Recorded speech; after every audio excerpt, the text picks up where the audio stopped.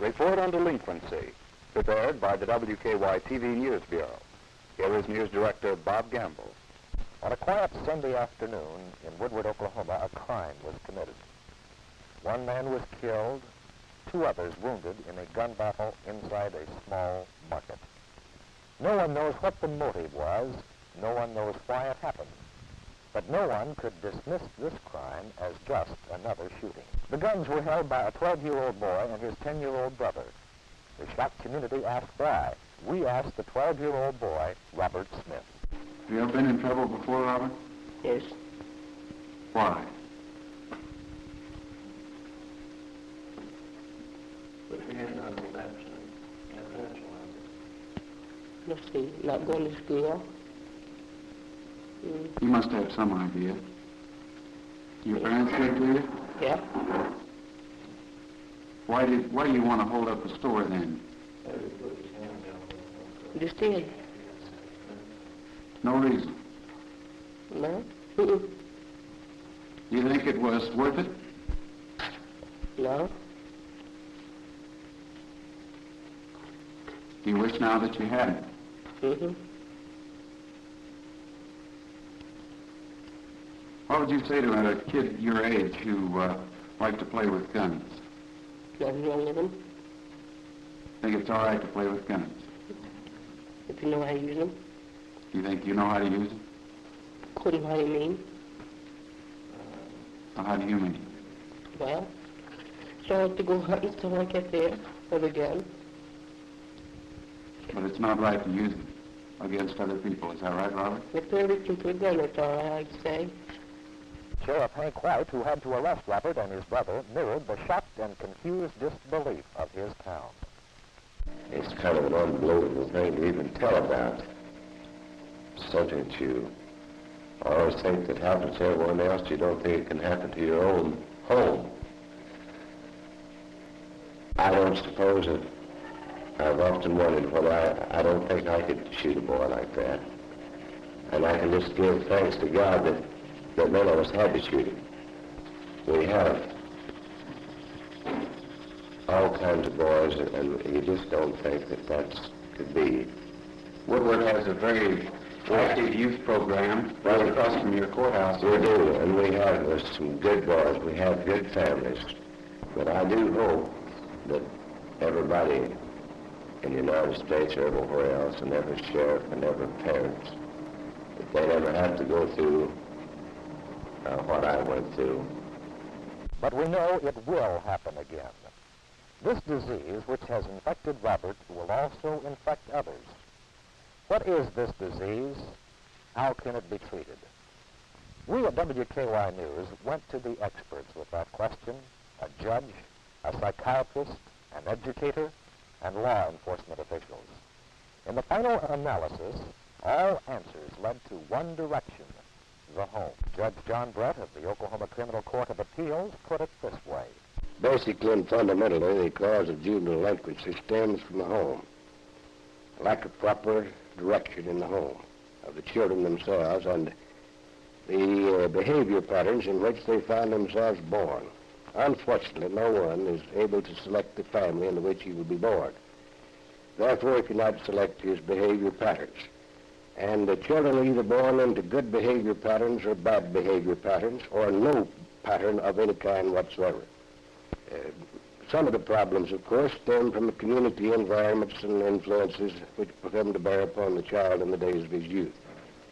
The better direction of a child is largely determined, as the psychiatrists tell us, between the years of 5, and the Catholics tell us between the years of 7. And if a child is directed and bent in the proper manner in the first 5 to 7 years of his life, generally, not in every instance, of course, but generally, he'll follow the bent in which he has been directed. Delinquency, according to Judge Brett, stems from the home.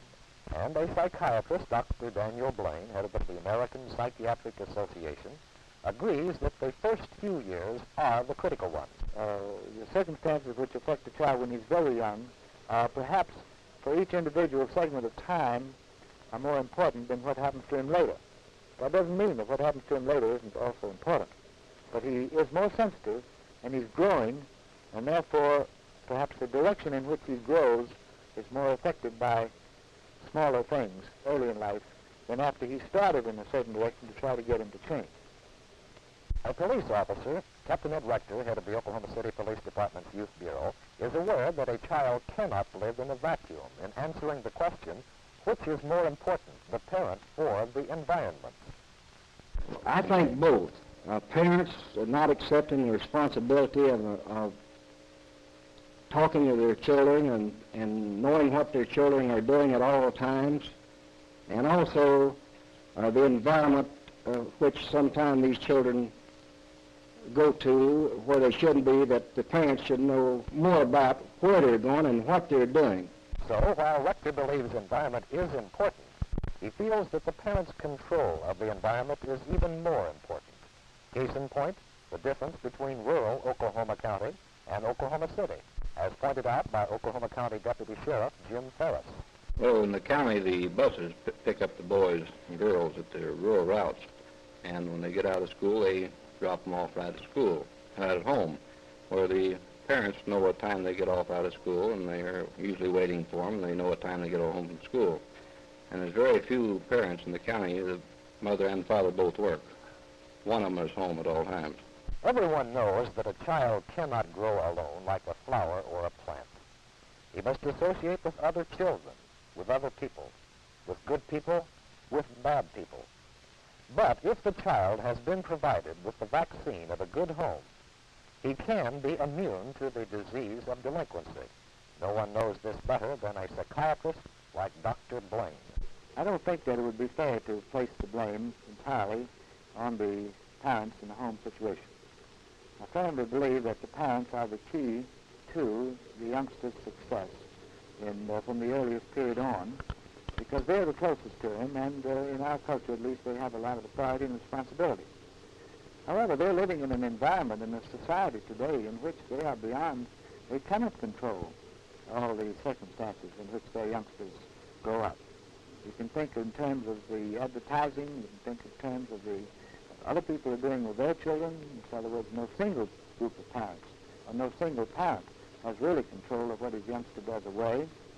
The school situation is not as good in many places as it might be, because no fault to the teachers, but too large classes, and so on. Things are sometimes the stuff that kids read is blamed, and in certain instances, I'm sure that there are things in both the comics and the TV which are not helpful. But I think that for them to be really seriously damaging, the youngster himself must be essentially vulnerable to that type of thing. In other words, he's sort of looking for somebody to imitate in an antisocial way. And I think there are plenty of others who can read the same thing and listen to the same TVs who are not affected because they have other resources. These resources come primarily from the home. But after a certain age, the child spends more time at school than he does at home. Do our schools provide the same guidance during school hours that the child gets at home, or should they? We asked Dr. Melvin Barnes, Oklahoma City Superintendent of Schools. Is the trend towards more or less involvement with student problems other than education? Well, I think that the schools, perhaps more than ever, are concerned with the basic job of education, but they have found that it's necessary to pay attention to children's feelings and to their backgrounds in order to do the job of teaching. I don't think it's a matter of one or the other. I think you have to do both. The schools are admittedly committed to a personal relationship with the child in order to teach. Should not the schools be held responsible for detecting the delinquent before he becomes delinquent? The schools bear some responsibility for this. The difficulty with our problem is that we often have an idea that a child may become delinquent, that he's predisposed to delinquent behavior, but there is so little that we can do about it. The influences that the school can bring to bear are too weak compared with those of the home and other influences in his life. The home is still all important. And the home changes with the times. It's not as always secure as it should be. Captain Rector explains. Youngsters like security. They want security, and they like to do it for themselves. And of course, in recession like we have now, it makes it even worse for them to try to get something to do or make some of their own money. There's many problems attached to this situation. Do you feel that with the economic recession, in that both parents have to work, it leaves the children alone more than they should be left alone? Absolutely. The children are left alone too often. And parents never plan for their children. They plan for themselves, but the vacations or anything, entertainment, I think they should plan more for their children than they have in the past. Once again, the home is pinpointed, but not all homes are good ones. And when the home fails, the child goes to another so-called home. Here, we call them training schools. Do you feel that Oklahoma's juvenile training schools are adequate? I rather doubt it because of the lack of the proper facilities and particularly the lack of the proper training force. Trained personnel is the big problem in Oklahoma. You can't get people of the highest qualifications to go in and take those positions on the salary that's paid at the present time. And reverting back to this tragic and most despicable situation that occurred at Woodward, I have my doubts with reference to whether or not the commitment of either of these boys to the training school would do a great deal of good, because in many instances such institutions are nothing more than a training ground for greater criminal activity. So the child is put in a state-operated home which Judge Brett thinks is inadequate. And when he's released, Captain Rector feels that the tragedy is compounded. Those usually released from state training school by usually the superintendent school and turned back out on society. They have no place to go, and they usually go back to the same environment. They're not paroled to anyone specifically. The police officer doesn't even know until maybe he picks him up later on that he's even been released. He has a chance to make good even when he's turned loose because he hasn't usually got a home to go to or a job or anything. He's just out on his own again. In other words, he's in the same environment he was when he started. Well, does he sometimes become subject to the same criminal elements then that put him in the training school in the first place? That's what they usually return about, even if they want to have in mind to do well. They probably will return to that same element because they don't know any other place to go. The training school and the lack of juvenile parole facilities have been indicted. Are the policies of our schools, too, subject to criticism? Have disciplinary standards in our schools dropped? I don't think disciplinary standards have dropped. I think that disciplinary techniques have changed. I think, for example, in the schools, in all schools, there is less use of corporal punishment these days than there used to be, which is true perhaps of homes. But I think that the general standard of behavior is probably as good as it ever was. After all, the history of some of the early schools when disciplinary standards were supposedly different is quite revealing. Do you feel that the mandatory school attendance law is working?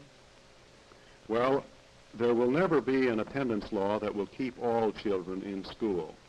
And I suspect that there may be some children whose delinquent behavior is caused by being forced to go to school.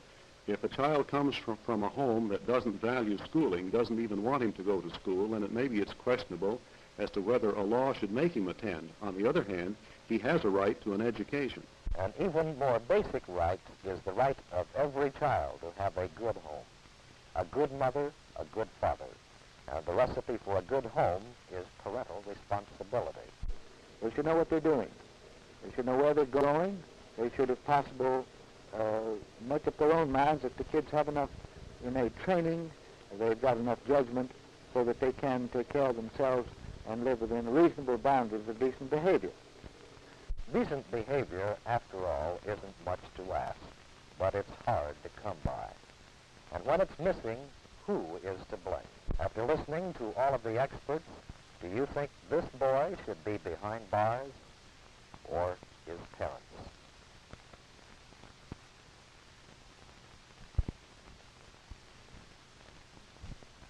Report on Delinquency, prepared by the WKY TV News Bureau. Filmed copies for loan on request.